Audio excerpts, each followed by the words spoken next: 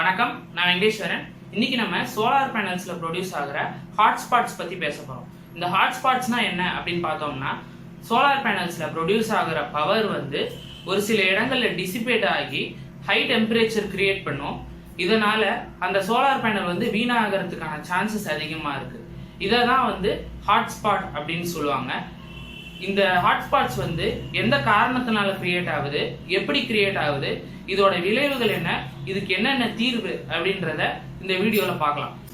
Solar பேனல்ஸ்ல hotspots create ஆகிறதுக்கு முக்கியமான காரணங்கள் என்னென்ன அப்படின்னு பார்த்தோம்னா, செல் மிஸ்மேட்ச். அதாவது வேற கம்பெனியில மேனுஃபேக்சர் பண்ணப்பட்ட செல்ஸையோ இல்லை வேற கரண்ட் ப்ரொடியூஸ் பண்ற செல்ஸையோ சீரியஸா கனெக்ட் பண்ணி ஒரு சோலார் பேனல் மேக் பண்ணா ஒரு செல்லும் இன்னொரு செல்லும் மேட்ச் ஆகாம இருக்கும்.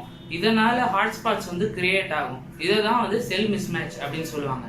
அப்புறம் செல் டேமேஜ். அதாவது ஒரு செல்லை மேனுஃபேக்சர் பண்ணும்போது, அதாவது ஒரு சோலார் செல்லை மேனுஃபேக்சர் பண்ணும்போது அதில் டிரான்ஸ்போர்ட்டேஷன்னாலேயோ இல்லை ஹேண்ட்லிங்னாலேயோ இல்லை மேனுஃபேக்சர் பண்ணும்போதே ஏதாவது டிஃபெக்ட் இருந்தது அப்படின்னா அதை செல் டேமேஜ் அப்படின்னு சொல்லுவாங்க.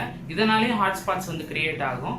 அப்படி இல்லாத பட்சத்தில் ஷேடிங்னால ஹாட்ஸ்பாட்ஸ் கிரியேட் ஆகும். அதாவது ஒரு மரத்தோட ஷேடோ இல்லை ஒரு பில்டிங்கோட ஷேடோ இல்லை ஒரு மனுஷனோட ஷேடோ, இந்த மாதிரி ஷேடோஸ் விழுறதுனால ஹாட்ஸ்பாட்ஸ் கிரியேட் ஆகிறதுக்கு வாய்ப்பு இருக்கு. அது மட்டும் இல்லாம ஒரு பேனலோட ஷேடு ஒரு செல் மேல விழுந்தா கூட அதனால ஹாட்ஸ்பாட்ஸ் கிரியேட் ஆகும். அதுக்கப்புறம் டஸ்ட்டும் டர்ட்டும் சோலார் பேனல்ஸ் மேல கவர் ஆயிருந்தது அப்படின்ற பட்சத்துல ஹாட்ஸ்பாட்ஸ் கிரியேட் ஆகிறதுக்கு நிறையவே வாய்ப்புகள் இருக்கு. இந்த சோலார் பேனல்ல ஹாட்ஸ்பாட்ஸ் எப்படி கிரியேட் ஆகுது அப்படின்னு பார்த்தோம்னா, சோலார் பேனல்ல சோலார் செல்ஸை சீரீஸாகவும் பேரலாகவும் கனெக்ட் பண்ணியிருப்பாங்க. சீரீஸாக கனெக்ட் பண்ணியிருக்க செல்ஸில் வோல்டேஜ் ஆடப் ஆகும், கரண்ட் கான்ஸ்டண்ட்டாக இருக்கும். இப்படி சோலார் செல்ஸை சீரீஸாக கனெக்ட் பண்ணியிருக்கும் போது அது மேலே ஏதோ ஒரு ஷேடிங்கோ இல்லை மிஸ்மேட்சோ இல்லை டேமேஜோ இருந்தது அப்படின்னா அந்த செல் கரண்ட் கம்மியாக ப்ரொடியூஸ் பண்ணும். அது ரிவர்ஸ் பயஸாக ஆக்ட் ஆகும். அப்படி ரிவர்ஸ் பயஸாக ஆக்ட் ஆகும்போது மற்ற நல்ல செல்ஸ் எல்லாமே ஃபார்வர்ட் பயஸாக ஆக்ட் ஆகும். இப்படி ஃபார்வர்ட் பயஸாக ஆக்ட் ஆகிற cells forward bias voltage produce பண்ணும். இந்த ஃபார்வர்ட் பயஸ் வோல்டேஜ் என்ன ஆகும்னா இந்த புவர் செல் மேலே ஆக்ட் ஆகும்.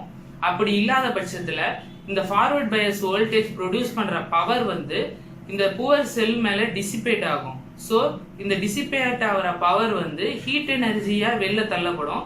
ஸோ அப்போ என்ன ஆகும் அப்படின்னு பார்த்தீங்கன்னா ஹாட்ஸ்பாட்ஸ் கிரியேட் ஆகும். இந்த மாதிரி கிரியேட் ஆகிற ஹாட்ஸ்பாட்ஸ் 100 டிகிரி செல்சியஸ் வரைக்கும் போகும். ஹாட்ஸ்பாட்ஸ் கிரியேட் ஆகிறதுனால சோலார் பேனல்ல என்னென்ன விளைவுகள் உண்டாகும் அப்படின்னு பார்த்தோம்னா, சோலார் பேனலோட பவர் அவுட்புட் கம்மியாகும், அதோட எஃபிஷியன்சி கம்மியாகும். சோலார் பேனல்ஸ்ல ஹாட்ஸ்பாட் அஃபெக்ட் பண்ண ஏரியாஸ்ல பார்த்தீங்கன்னா கிராக்ஸ் ப்ரொடியூஸ் ஆகும். அதோட கிளாஸ்ல கிராக் விடுறதுக்கு வாய்ப்பு இருக்கு. கீழே பேக் ஷீட்ல டீலேமினேட் ஆகிறதுக்கான வாய்ப்புகள் அதிகமா இருக்கு. சோலார் பேனல் சீக்கிரமே ஏஜிங் அதிகமாகி டீக்ரேட் ஆகிறதுக்கும் வாய்ப்பு இருக்கு. அது மட்டும் இல்லாம ஒரு சில எக்ஸ்ட்ரீம் கண்டிஷன்ஸ்ல சோலார் பேனல் எரிஞ்சு கூட போறதுக்கு வாய்ப்புகள் அதிகமா இருக்கு. சோலார் பேனல்ஸ்ல ஹாட்ஸ்பாட்ஸ் கிரியேட் ஆகாம தடுக்கிறதுக்கு என்னென்ன ரெமிடிஸ் கொண்டு வந்திருக்காங்க அப்படின்னு பார்த்தோம்னா, பைபாஸ் டயோட்ஸ் யூஸ் பண்ணியிருக்காங்க. இந்த பைபாஸ் டயோட்ஸ் என்ன பண்ணும் அப்படின்னா, சோலார் செல்ஸ்ல ப்ரொடியூஸ் ஆகிற கரண்ட்டை பைபாஸ் பண்ணி எக்ஸ்டர்னல் சர்க்யூட்டுக்கு கொடுக்கும். இது ஒரு சீரீஸ் ஆஃப் சோலார் செல்ஸுக்கு பேரலா ரிவர்ஸ் பயஸ்ல கனெக்ட் பண்ணியிருப்பாங்க.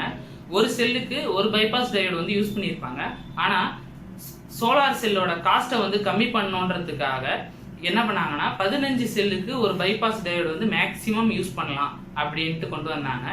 இந்த பைபாஸ் டயோடோட மெயின் ஒர்க் என்ன அப்படின்னு பார்த்தோம்னா, ஒரு குரூப் ஆஃப் செல்ஸ் ஷேடா இருக்கு அப்படின்னா இந்த பைபாஸ் டயோடு ரிவர்ஸ் பயஸ்ல இருந்து ஃபார்வர்ட் பயஸா மாறி இந்த குரூப் ஆஃப் செல்ஸை மட்டும் ஷேடட் செல்ஸை மட்டும் விட்டுட்டு மற்ற அன்ஷேடட் செல்ஸ்ல, அதாவது நல்ல செல்ஸ்ல குட் செல்ஸ்ல ப்ரொடியூஸ் ஆகிற கரண்ட்டை மட்டும் பைபாஸ் பண்ணி எக்ஸ்டர்னல் சர்க்யூட்டுக்கு கொடுக்கும்.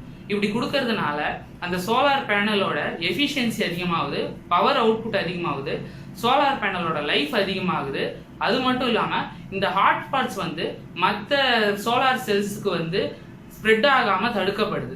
இதை தவிர வேற என்னென்ன ரெமிடிஸ் கொண்டு வந்திருக்காங்க அப்படின்னு பார்த்தோம்னா, சோலார் செல் மிஸ்மேட்சை கம்மி பண்ணணும், ஷேடிங்கை கம்மி பண்ணணும், கிளீனிங் வந்து பீரியாடிக்கலாக இருக்கணும். அப்போ தான் வந்து ஹாட்ஸ்பாட்ஸ் கிரியேட் ஆகிறத வந்து தடுக்க முடியும். பெரிய பெரிய சோலார் பவர் பிளான்ட்ஸில் ஹாட்ஸ்பாட்ஸ் அச்சுறுத்தலாக இருக்கிறதுனால அதை கண்காணிக்கிறதுக்கும் தவிர்க்கிறதுக்கும் ட்ரோன்ஸ் வந்து யூஸ் பண்ணுறாங்க. இதெல்லாம் தான் இந்த வீடியோவில் நான் உங்களுக்கு சொல்ல வந்த விஷயங்கள்.